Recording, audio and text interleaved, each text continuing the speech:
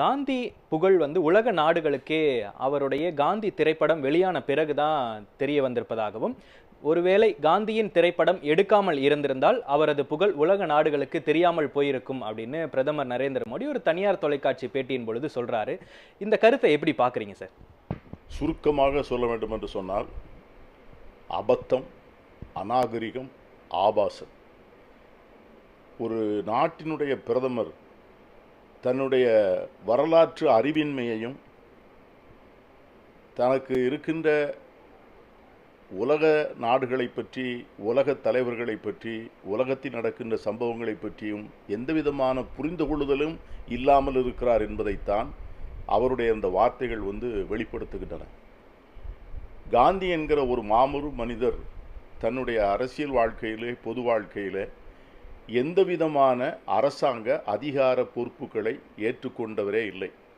ஆனால் முதல் முறையாக ஐக்கிய நாடுகள் சபை ஒரு தனி மனிதருடைய மறைவுக்காக தன்னுடைய அவையை ஒத்திவைத்து ஐக்கிய நாடுகள் சபைகளுடைய கொடியினை இறக்கி வைத்து உலகம் முழுவதும் துக்கம் கொண்டாடிய ஒரு மிகப்பெரிய வரலாறு காந்தி அவர்களுக்கு மட்டும்தான் உண்டு.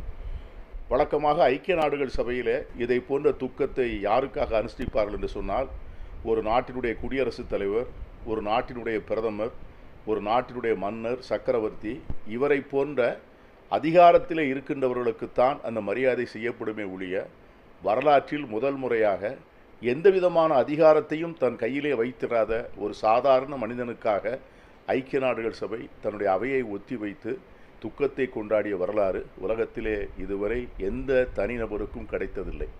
மோடிக்கு இதெல்லாம் புரியாது. உலக நாடுகளில் 3 முறை அவருக்கு நோபல் பரிசு கொடுப்பதற்காக அவர் பெயர் பரிந்துரை செய்யப்பட்டது. ஆனால் நோபல் பரிசு வழங்குகின்ற அந்த குழு அதை ஏற்றுக்கொள்ளவில்லை. அதற்காக பின் நாட்களில் நோபல் பரிசு வழங்குகின்ற அந்த குழு தங்களுடைய வருத்தத்தை தெரிவித்து காந்தியடிகளிடம் மன்னிப்பு கேட்டது.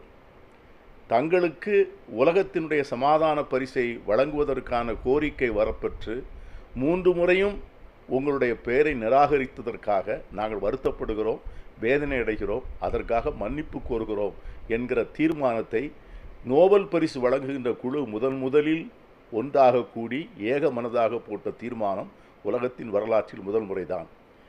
காந்தியடிகள் ஒரு நாட்டினை சார்ந்த தலைவர்களையோ, ஒரு கண்டத்திலே வாழ்கின்ற மனிதர்களையோ, ஒரு மொழி பேசுகின்றவர்களையோ, ஒரு இனத்தை சார்ந்தவர்களை மட்டுமே அவர் தொடவில்லை. அவருடைய சிந்தனையினுடைய தாக்கம், அவர் செயல்பாடுடைய நீட்சி, அவருடைய வாழ்க்கையினுடைய செய்தி என்பது இனம், மதம், மொழி தாண்டி உலகத்தில் இருக்கின்ற அத்தனை மக்களையும் சென்றடைந்தது என்பதுதான் அவர் வாழ்கின்ற போதே நடந்த ஒரு மாபெரும் பெரும் புதுமை.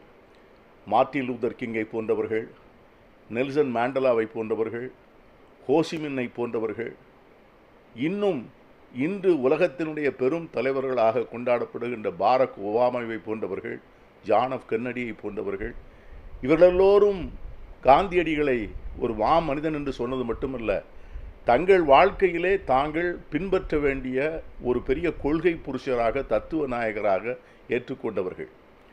உலகத்தினுடைய மிகப்பெரிய சமூக அரசியல் புரட்சிகளுடைய சித்தாந்தங்களுக்கெல்லாம் அவர் காரணமாக இருந்தார். வன்முறையற்ற அரசியல் புரட்சியை எப்படி நடத்துவது என்று உலகத்திற்கெல்லாம் வெளிச்சமூட்டு காட்டினார். அவரை பற்றி அறிஞர் பெர்னாட் ஷா சொல்லுகின்ற போது ஒரு வார்த்தை அருமையாக சொன்னார். இப்படிப்பட்ட ஒரு மனிதன் இரத்தமும் சதையுமாக இந்த மண்ணில் வாழ்ந்தார் என்று இன்னும் 500 வருடங்கள் கழித்து சொன்னால் யாரும் நம்ப மாட்டார்கள் என்று சொல்லக்கூடிய அளவிற்கு ஒரு அற்புதமான வாழ்க்கையை வாழ்ந்து காண்பித்தவர். அப்படிப்பட்ட ஒரு மாபெரும் தலைவரைத்தான் தந்தை பெரியார் அவர்கள் சொன்னார்கள். காந்தியடிகளுடைய பல்வேறு நிலைப்பாட்டிலே அவருக்கு கருத்து வேறுபாடுகள் இருந்தாலும் கூட, காந்தியடிகளுடைய தனிப்பட்ட அரசியல் வாழ்க்கை, அவருடைய அரசியல் நேர்மை, அவருடைய தனிமனித ஒழுக்கம், அவருடைய ஆன்மாவினுடைய உன்னதம், இவற்றையெல்லாம் அறிந்த தந்தை பெரியார் அவர்கள் காந்தியடிகள் இறந்தவுடனே இந்த தேசத்தை காந்தி தேசம் என்று அறிவிக்க வேண்டும் என்று சொன்னார்.